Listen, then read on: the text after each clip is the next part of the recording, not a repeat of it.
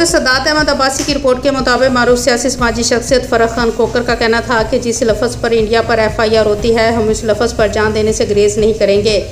1400 साल पहले हमारे नबी करीम सल्लल्लाहु अलैहि वसल्लम दुनिया से कूच कर गए, मगर हम उनके उम्मती हर दौर में जान देने को तैयार हैं। हुज़ूर पाक सल्लल्लाहु अलैहि वसल्लम हमारी जान व माल से अफजल हैं और ये हमारे ईमान का हिस्सा है। फ़रख खान खोकर ने सदात अहमद अब्बासी के साथ मीडिया से गुफ्तगू करते हुए कहा कि हमारे आइडियल हुज़ूर नबी करीम सल्लल्लाहु अलैहि वसल्लम की शान है और उनकी ख़त्म नबूवत नामूस रसालत पर कोई कंप्रोमाइज़ नहीं होगा। इंडिया वाले हिंदू मुसलमानों से ज़बरदस्ती पूजा करवाते हैं, ये इंसानियत के ख़िलाफ़ है।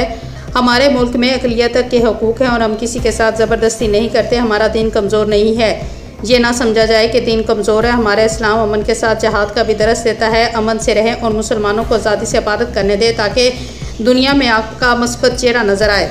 ख़त्म नबूवत और नामूस सहाबा के लिए हम हर वक्त हाज़िर हैं। फ़रख खान खोकर का ये कहना था कि अगर मुझे जान भी देनी पड़ी तो मैं जान देने के लिए भी तैयार हूँ।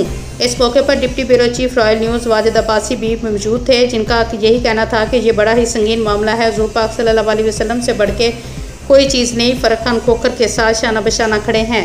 उन्होंने सदात अहमद अब्बासी का और मीडिया कवरेज का शुक्रिया अदा किया।